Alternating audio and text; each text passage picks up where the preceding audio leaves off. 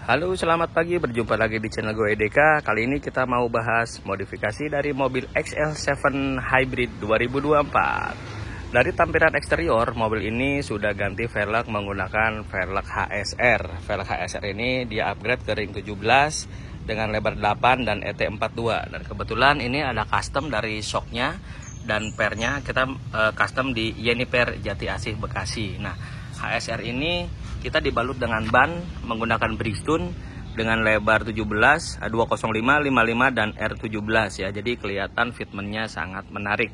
Dan ini pun tidak over fender ya teman-teman ya. Bisa lihat ini tidak menggunakan spacer, hanya menggunakan centering ya. Jadi yang belakang pun tidak mentok. Bisa teman-teman lihat ini fitmentnya rata dengan body ya tuh.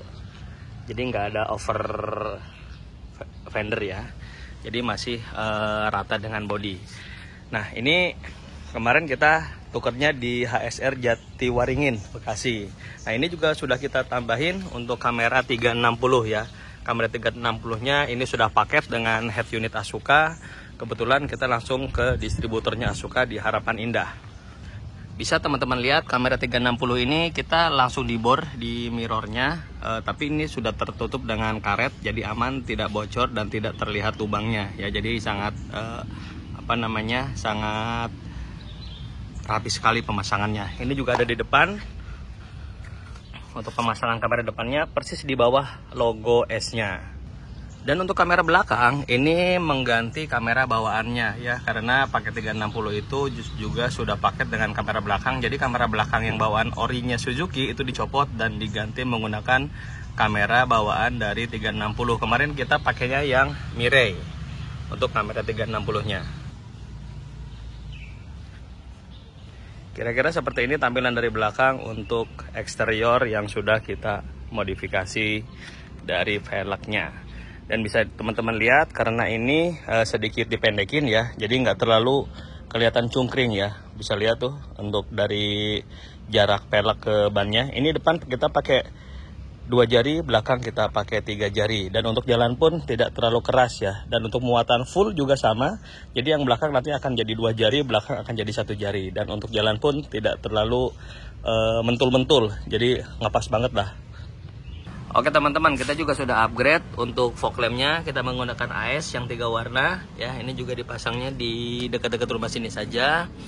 Ini kalau malam juga sudah sangat membantu ya. Jadi kalau untuk lampunya ada 3 warna, kuning, putih dan agak kekuningan ya. Jadi cukup untuk menerangi kalau teman-teman merasa kurang terang bawaannya tanpa merubah posisi bohlam dari headlamp.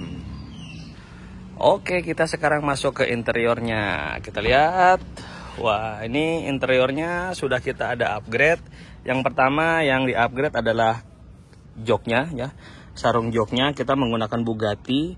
Jadi untuk yang permanen, untuk yang orinya kita copot dan kita ganti menggunakan Bugatti. Ini kemarin kita gantinya di Limus Persada di daerah Bekasi juga. Jadi pemasangannya hanya cukup 1 hari ya. Ini juga ada red trim untuk di area door trim ya. Jadi dipasang kulit juga di sini. Dan ini kita sudah ada upgrade untuk 3-way untuk audionya ya. Yang pertama kita 3-way-nya ini menggunakan Crescendo Evolution ya. Kebetulan kita kemarin pasangnya di Sunjaya Audio di AXC Sumarekon Bekasi. Ini sudah cukup menurut saya untuk harian teman-teman. Dan ini dipasang di A-pilar ya. A-pilarnya juga sudah kita retrim menggunakan kain. Dan ini terlihat rapi dan tidak mengganggu untuk blind spotnya ya. Jadi 3-way ini sudah paket. Ada tweeter, mid-range dan mid-bass pun kita menggunakan Crescendo juga ya. Bisa lihat sebelah kirinya pun sama, kira-kira seperti itu. Dan ini untuk head unitnya kita menggunakan Asuka ya. Kita menggunakan Asuka APK 310, dimana ini sudah support untuk kamera 360 dan sudah bisa Android. Jadi teman-teman kalau yang punya anak kecil di jalan pun tidak akan rewel karena sudah menggunakan YouTube-nya secara langsung, tidak menggunakan kita hanya cukup menggunakan tethering dari handphone saja untuk sinyalnya. Nih, kita coba ya. Kita nyalakan dulu mesinnya. Jadi langsung tampil kamera 360-nya kira-kira seperti ini. Lalu dia akan menunjukkan kamera depan. Ini tinggal tergantung pengaturannya kita ya. Nah, ini YouTube-nya. Ini menggunakan RAM 4/64 dan ini juga sudah cukup menurut saya, tidak terlalu nge-lag atau lemot ya. Bisa kedengarkan. Ini pasti teman-teman penasaran ya, kita supportnya untuk sound system ini selain dari 3-way menggunakan apa ya. Bisa lihat teman-teman ya, bisa dengar suaranya sangat jernih sekali teman-teman. Oke. Selain bisa YouTube juga, untuk yang unit Asuka ini sudah bisa menggunakan GPS langsung ya. Jadi kita langsung klik GPS. Oh, dia pasti nyala teman-teman. Kita matikan dulu. Nah, kita sudah bisa langsung menggunakan GPS dan ini bisa langsung kita menuju ke arah tujuan kita mau di mana. Sama seperti di handphone ya, cuma bedanya kalau di handphone kan harus digantungin atau di mana, ditaruh di mana. Nah, ini langsung ada di head unitnya langsung sendiri ya. Kita misalkan kita mau ke Suzuki nih, mau ke kantor gitu kan. Udah, oh ternyata 51 menit, udah tinggal mulai dan tampilannya kira-kira seperti ini. Jadi nggak perlu ribet-ribet pakai handphone dan ini nanti akan kita review lagi apakah bisa menggunakan map ini dan menggunakan YouTube. Nanti kita review lagi. Nah, setelah itu kita juga sudah ada upgrade di area belakang. Yuk kita ke belakang. Nah, teman-teman pasti penasaran nih. Untuk area backdoor kita tidak ada perubahan apapun. Tapi begitu kita buka, kita kemarin menggunakan custom audio dan dipasangin kosmetiknya menggunakan lampu ya. Di sini ada subwoofer, kita menggunakan box permanen di sebelah kiri, kira-kira overnya 15 cm dan ini sudah cukup untuk mengcoverage audio untuk yang subwoofer yang 10 in ya. Kita audionya menggunakan GL Audio W6 ya. Dan ini bassnya sangat empuk sekali. Dan untuk vokalnya kita menggunakan prosesor Pandora VPR 4,6 MKI dan untuk powernya kita menggunakan Zvox VZA 2001D ya. Dan ini juga sudah kita custom, sudah include kemarin dengan custom dan di sini masih dikasih box sama Mas Tio nih untuk perabotan pompa elektrik dan power bank untuk ngejumper ya. Dan ini kira-kira untuk area belakangnya masih bisa digunakan sebagai bagasi. Dan bonusnya kemarin kita dikasih papan. Di sini nanti kalau emang kita mau muatan berat, kita dikasih papan penutup yang tebalnya 5-6 mili dan itu masih kuat untuk menopang kalau kita naruh koper. Kalau ini nggak cukup ya, karena ini hanya skru di sini tuh. Si area di sini hanya skru dan ini nggak kuat untuk menahan beban yang terlalu berat. Kalau untuk naruh sepatu segala macam masih cukup lah. Nah, tapi tampilannya kira-kira seperti ini ya untuk di area belakangnya. Oke teman-teman, dan tak lupa untuk owner kebetulan kita masih aktif komunikasi, masih menggunakan radio komunikasi ICOM IC2730 ya. Ini masih bisa komunikasi untuk jarak-jarak yang masih pendek ya. Kira-kira itu untuk upgrade modifikasi yang ada di XL7 Hybrid. Mudah-mudahan menginspirasi buat teman-teman semua dan bisa upgrade sesuai dengan kebutuhannya masing-masing. Oke, kita sambil mendengarkan musik. Terima kasih, selamat pagi.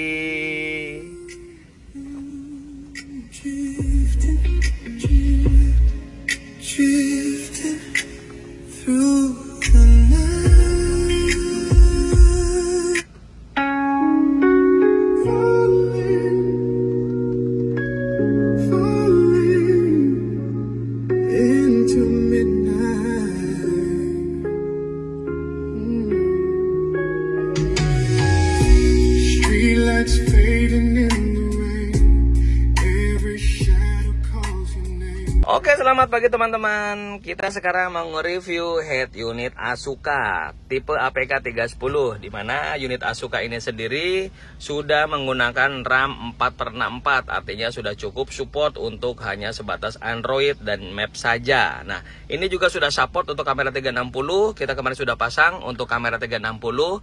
Ini untuk tampilan depan, ini tampilan belakang, tampilan kiri, tampilan kanan, dan tampilan kiri kanan. Termasuk kita menggunakan 2 dimensi. Tadi kita pakai 3 dimensi ya.